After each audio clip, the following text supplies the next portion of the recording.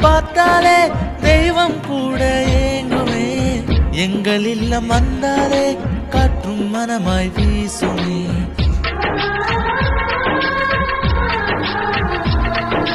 பணம் எதற்கு இனி இங்கே, பாசம் மட்டும் போதுமே. இரண்டு கண்கள் என்றாலும் இதயம் என்பது ஒன்றுதான். உன் கண்களை ஒளியாக்கிவிடும் எங்கள் பாதையிலே மனதில் ஆனந்தம்.